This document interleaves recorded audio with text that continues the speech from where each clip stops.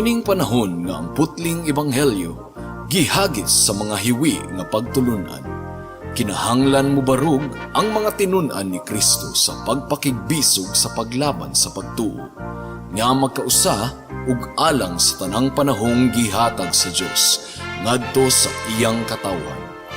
Maoy hinungdan nga namugna kining tulumanon ang putling ebanghelyo.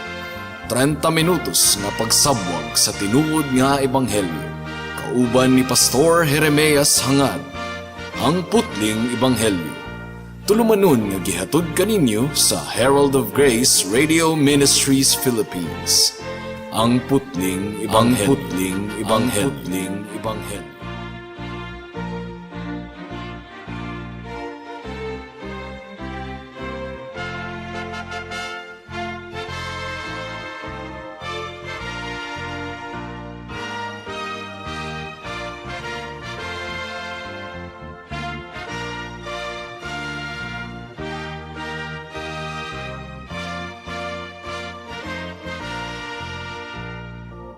Alang sa pagpamalandong sa pulong sa Ginoo, mga kaigsuunan niining taknaa atong pag-ablihon ang Mark chapter 10 verse 23 hangtod sa 27. Apan sa dili pa, once again, akong gi-greet ang ako ang 93 years old nga lolo nga si Isabelo Lauri Sr. Mark chapter 10 verses 23 to 27 ang giingon dinhi, milingi si Jesus sa iyang mga tinun-an ug miingon kanila, lisod gayod alang sa mga dato ang pagsulod sa gingharian sa Dios.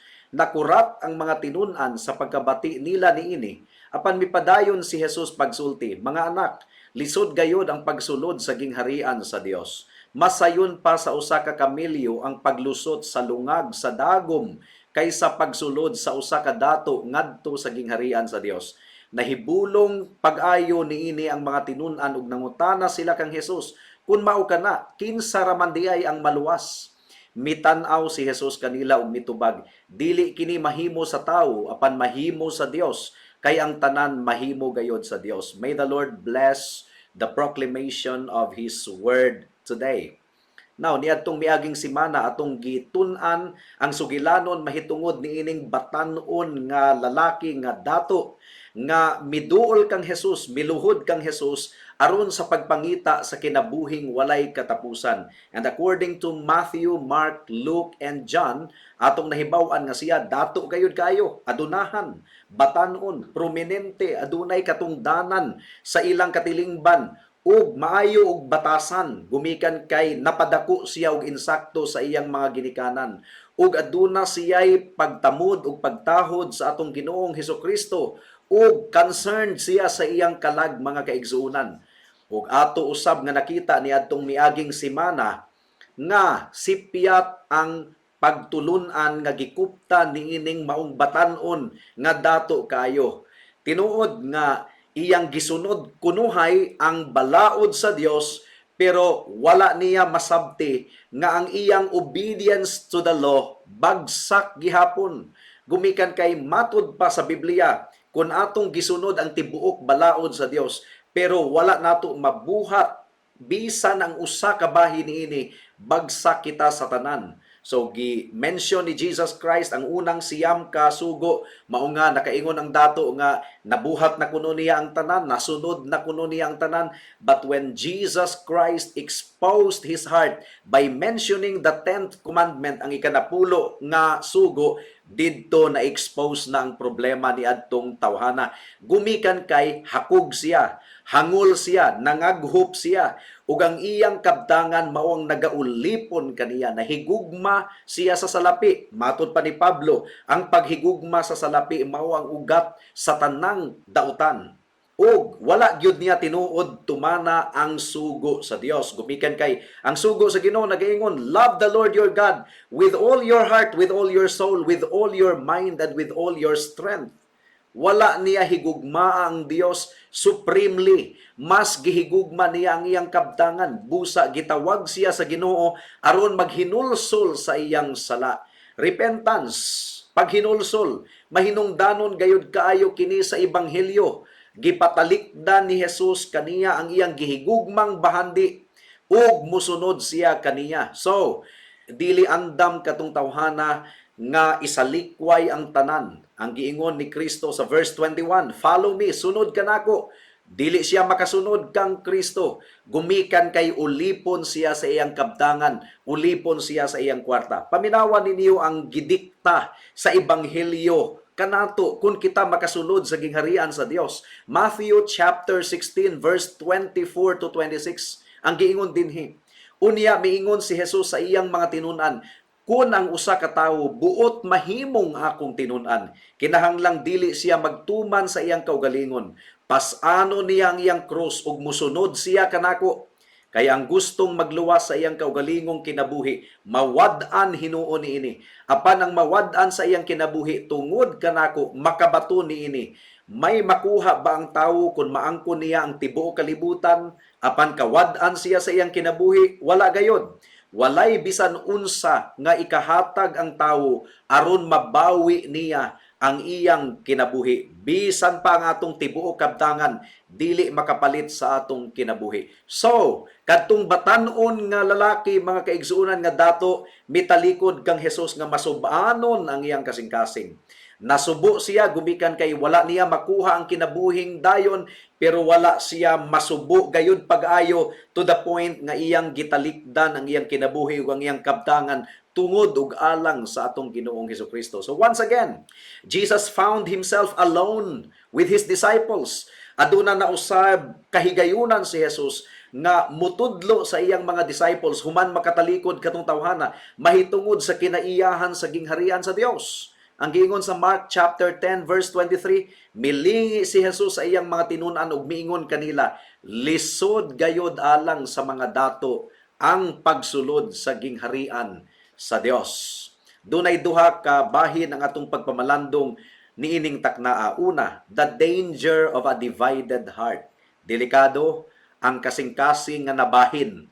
Ikaduha, the nature of the gospel, ang kinaiyahan sa ebanghelyo ni Kristo. Mudangat kita sa unang punto. The danger of a divided heart. Delikado gayud kaayo ang kasing-kasing nga nabahin. Matud pa sa Mark chapter 10, verse 24 to 25. Ang giingon dinhi, nakurat ang mga tinun-an sa pagkabati nila niini, apan mipadayon si Jesus pagsulti, "Mga anak, lisod gayod ang pagsulod sa gingharian sa Dios. Mas sayon pa sa usa ka kamelyo ang paglusot sa lungag sa dagom kaysa pagsulod sa usa ka dato ngadto sa gingharian sa Dios." So Jesus Christ is using figure of speech nga ang tawag hyperbole, exaggeration. This is hyperbole, exaggeration. Sa Bisaya pa, gipalabian mga kaigsunan. That's the Cebuano term. For example, lapad kayo siya og tiil, makamala og sapa. So gipalabian no. Ang but pasabot lapad gyud kayo ang iyang tiil. Murag gipakapinan ra tong makamala og sapa. So that's exaggeration. Ang giingon ni Jesus, mas sayon pa sa pagsulod sa usa ka kamelyo sa lungag sa dagom kaysa sa dato nga makasulod sa gingharian sa Dios. Ang but ipasabot niini mga kaigsuunan, lisod sa usa ka dato nga nahigugma sa iyang kwarta, nga dili siya andam nga mosurrender sa tanang mga butang mutalikod sa mga kahilaya niining kalibutana alang lamang sa pagsunod sa atong Ginoong Hesukristo. Jesus is pointing to the powerful hold our material possession have upon us. Kasagara manggod sa mga adunahan, dili makasimba, dili mohatag og higayon sa Ginoo, kay ang ilang gihatagan og higayon, ang kwarta, ang pagpangita og kwarta nahigugma gayud sa sapi. Now, this is a warning para sa mga adunahan niining kalibutan. Dili bot pasabot nga wala na gyud paglaom ang mga dato nga maluwas, pero matud pa sa atong Ginoong Hesukristo, lisod kayo sa mga dato nga nagpaulipon sa ilang salapi ang magkabaton sa kinabuhing walay katapusan. Busa, kung ikaw gipanalanginan sa Dios og kabtangan, kinahanglan nga ang imong kasing-kasing wala naka-attach ni ana nga kabtangan, kahigalaan. Kinahanglan nga imong i-dedicate ka na sa Ginoo kana nga mga kabtangan. I'm not saying that you will give big donations to the church. That's not the meaning. But when your livelihood mauna ang nakababag sa imong pagduol sa Ginoo, andam kang talikuran kining tanan. Kung ang imong gibaligya nga mga bisyo, mga sigarilyo, mga ilimnon, moo'y pinakadaghan ug halin sa imong tindahan, pinakadako og ginansya. Pero kung ikaw nakailana kang Kristo ingon nga Dios ug manluluwas ug kinahanglan nga dili ikaw mag-promote og mga bisyo, andam ka nga tangtangon kana sa imong tindahan aron lamang mutinda ka lamang sa mga butang nga gitugot sa pagkabalaan sa Ginoo. That is the sacrifice. Usa ka na sa mga sacrifices involved sa atong pagsunod sa atong buhi nga Dios. Now, ang giingon sa John chapter 2 verse 15, dili pwedeng mo kupot kita sa kalibutan, sa kahilayan, unya musunod kita kang Kristo. No. John chapter 2 verse 15, unya si Jesus naghimog latigo nga pisi o giabog niya ang tanang mananap. Ang mga karnero ug mga baka ngadto gawas sa templo. Giyabu usab niya ang mga sensilyo sa mga tig-ilis ug kwarta ug gilintuwad ang ilang mga lamisa. Ug ang mga disciples pagkadungog nila sa giingon ni Kristo nga lisod kaayo alang sa dato nga makasulod sa gingharian sa Dios, nalibog kaayo sila sa teaching ni Jesus. Natingala gayud kaayo sila. Mark chapter 10 verse 26, nahibulong pag-ayo niini ang mga tinunan ug nangutana sila kang Jesus, kun mao kana kinsa raman di ay ang maluwas. Ilang gikonsider ang nindot nga kalidad. Sigurado ko sa batan-on nga dato nga pangulo mga kaigsuunan. Remember, batan-on siya, dato siya, prominente, unya nindot pagayud kayo siya og kinaiya outwardly. Miduol siya kang Jesus nga nagdagan, miluhod kang Jesus ug iyang giklaro kaayo nga nangandoy siya sa kinabuhing walay katapusan ug sa ilang katilingban ni adtong panahona mga kaigsuunan. Ang ilang pagtuo kung ang tawo suod sa Dios, gipanalanginan sa Dios ug daghang salapi. Dato katong tawana, so ang conclusion sa mga disciples, duol siya sa Ginoo. Gipanalanginan siya sa Ginoo. Mga nahibulong sila sa giingon ni Kristo nga lisod alang sa dato nga makasulod sa gingharian sa Dios. So, they concluded, ang ilang conclusion, kung ang dato nga gituuhan sa kadaghanan nga suod sa Ginoo, lisod diay sa pagsulod sa gingharian sa langit, kinsa na lamang ang maluwas. And that leads us to the second point, mga kaigsuunan, the nature of the gospel, ang kinaiyahan sa Ebanghelyo. Gipadayag ni Kristo ang kinaiyahan sa Ebanghelyo. Ang giingon ni Jesus, sa tawo, ang kaluwasan, imposible. Apan sa Dios, posible. Gumikan kay ang kaluwasan, iya sa Dios. Ang pagkamakasasala sa tawo, ang pagkahugaw sa tawo, naga-render kaniya nga helpless, wala gayud siya ay mahimo aron sa pagluwas sa iyang kalag. Sa tanang punto sa kinabuhi sa tawo, he is completely dependent on God for salvation. Ang giingon sa Juan kapitulo 6 bersikulo 44, walay makaari kanako, gawas ko ng akong amahan nga nagpadala kanako, mo'y mupaduol kaniya nga ri kanako, ug banhawon ko siya sa katapusang adlaw. Now, ang pasabot ni ini mga kaigsunan, ang tawo gahi gyud ay kaayo. Kung pasagdahan siya sa iyang kaugalingon, dili siya muduol sa Dios. Dili siya muduol kang Kristo. Patay siya sa kasalanan. Mao nga ang giingon ni Kristo, children, how hard it is to enter the kingdom of God. Lisod gayud kaayong pagsulod sa gingharian sa Dios. Alang sa mga tawo nga nahigugma gayud kaayo sa kalibutan, nahigugma sa kahilayan, nahigugma sa tanang ani-ani ining kalibutan na lisod gayud kaayo nga makasulod sa gingharian sa Dios. Walay makasulod sa gingharian sa Dios nga dunay gihapoy gipas-an-pasan o gibit-bit-bit-bit nga mga Dios sa iyang kasing-kasing. Kinahanglan nga ipakatawo kita pag-usab. John chapter 3 verse 3 nagaingon, si Jesus mitubag, sultihan ko ikaw, walay makakita sa gingharian sa Dios, gawas kun siya matawo pag-usab. Now, Jesus Christ is using a play of word. Kay ang pasabot sa pag-usab, matawo pag-usab sa Greek language, anothen sa Greek language, it can be translated born from above.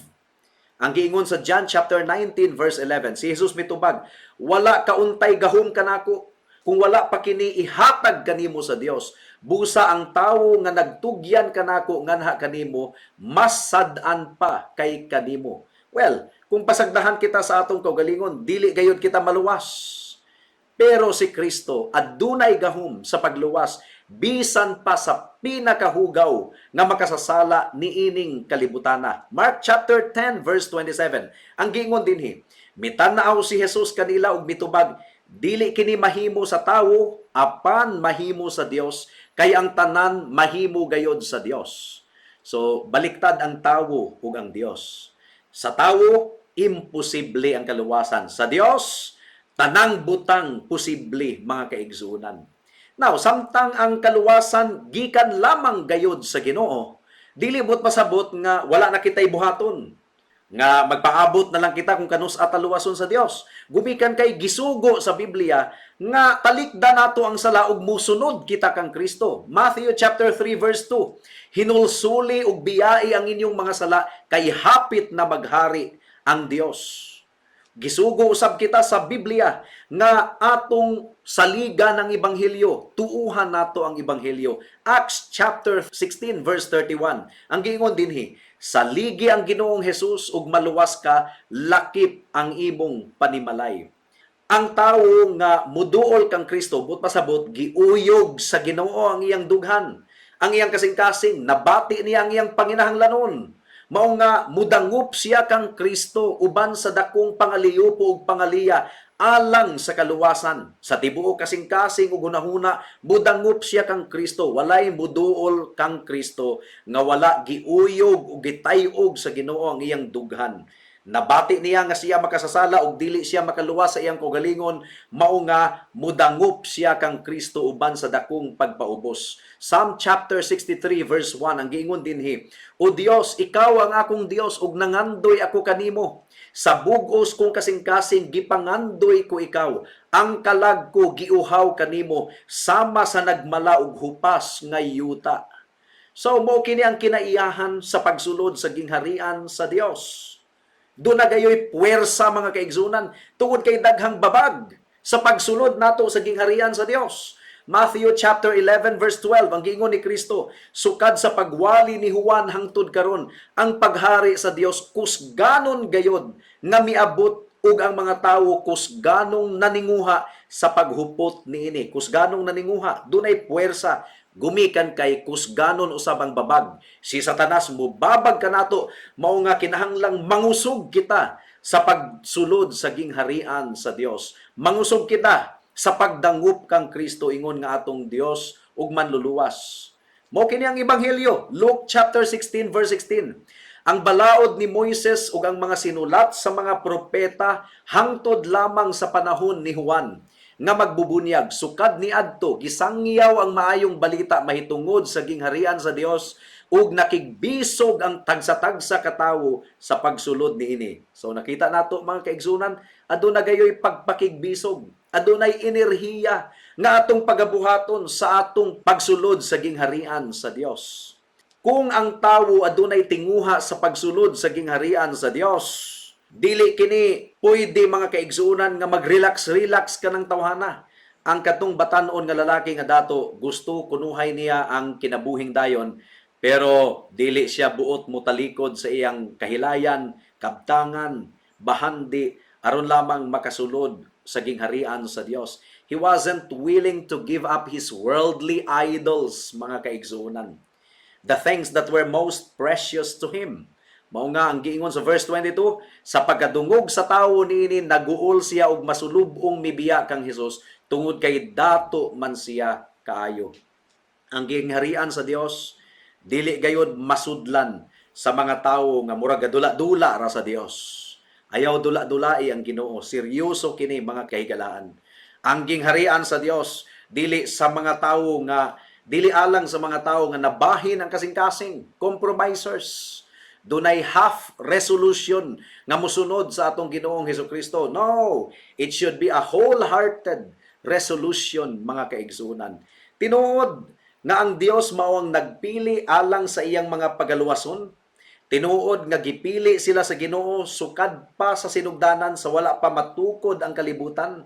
Ang gingon sa John chapter 6 verse 37 to 39, ang tanan nga gihatag kanako sa akong amahan muari kanako, ug ang muari kanako dili ko gayud isalikway kay nanaog ako gikan sa langit, dili aron pagbuhat sa akong kaugalingong kabubuton, kundi aron pagbuhat sa kabubuton sa nagpadala kanako. Kini mao ang kabubuton sa nagpadala kanako, nga dili ako kawad-an bisan usa sa tanan nga iyang gihatag kanako.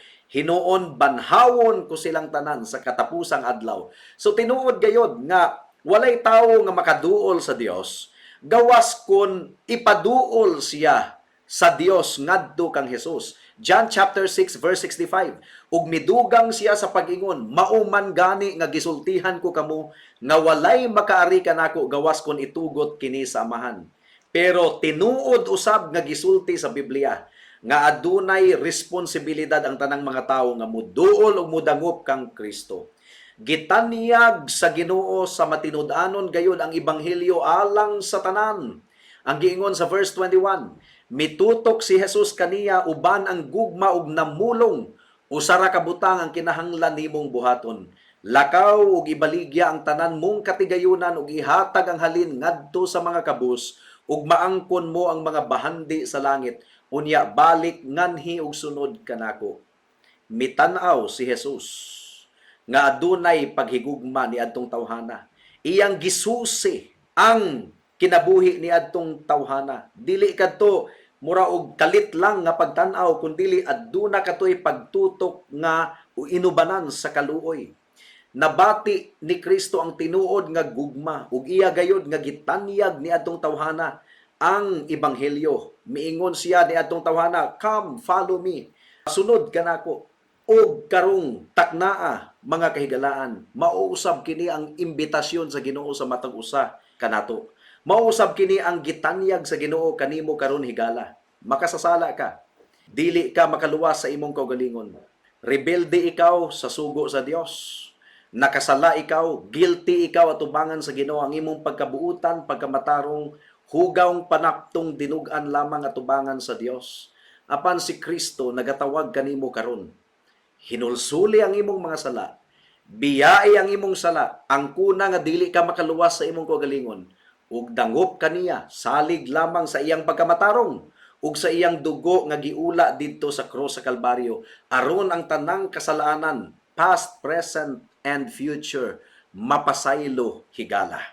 Andam ang Ginoo nga mudawat kanimo kung ikaw muduol kaniya uban sa dakong pagpaubos. Buhata kini karon.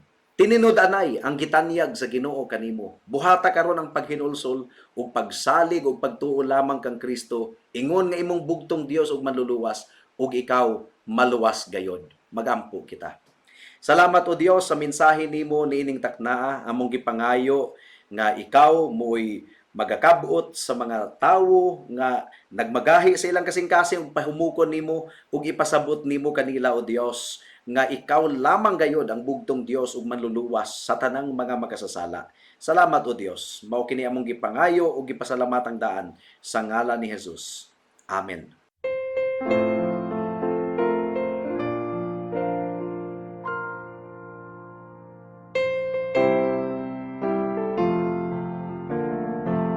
And what is the basic knowledge of the gospel? That God is holy, 100% holy. Nilikha tayo ng Diyos and therefore meron tayong pananagutan sa Kanya. At bilang tagapaglikha, nagbigay siya ng batas upang ating sundin. Nilabag natin ang batas ng Diyos. Huwag magnakaw, huwag pumatay, huwag mangalunya, huwag magsinungaling.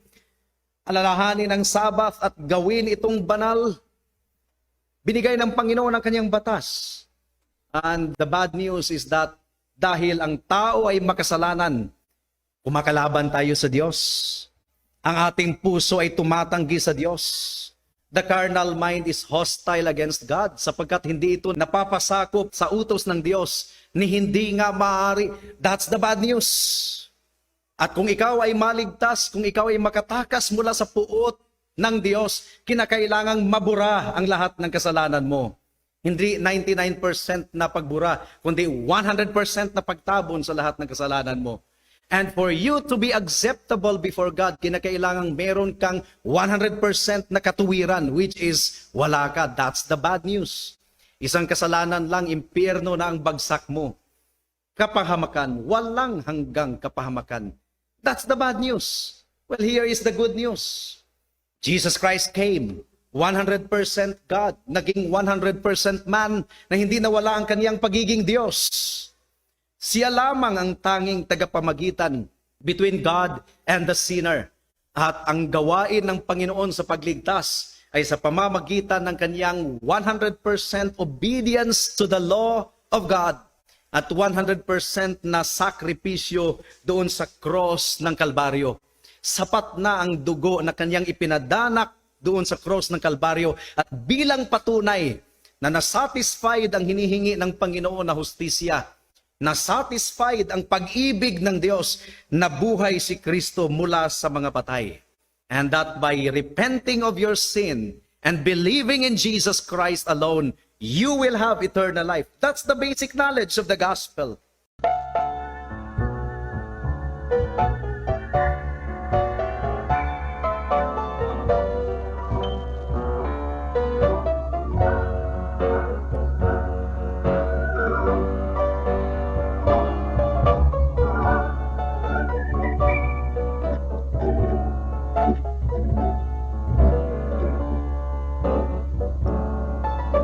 When on the cross of Calvary,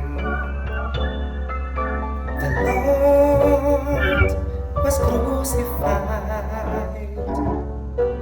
The mob stood round about him and mocked until he died. Two thieves were nailed beside him to share the agony. Oh, but one of them cried out to him, "Oh Lord, remember me." Oh, will the Lord remember me when I am called to go,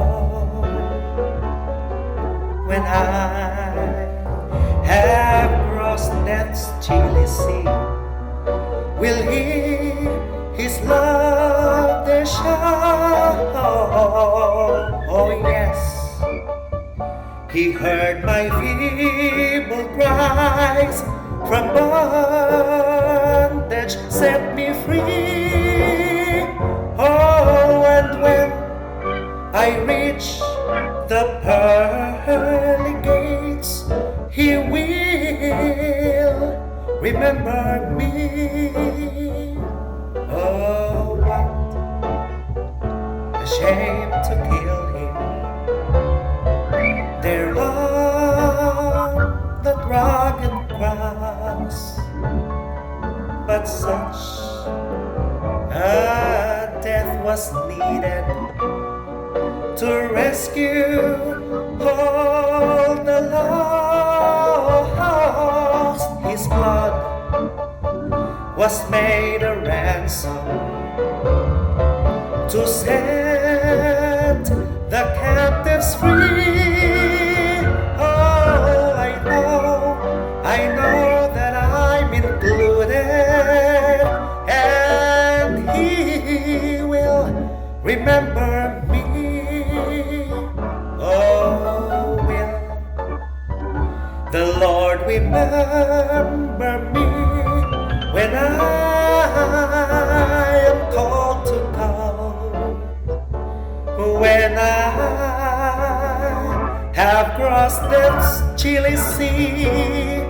Will He His love there show? Oh yes, He heard my feeble cries, from bondage set me free. Oh, and when I reach the pearly, pearly gates, He will remember me.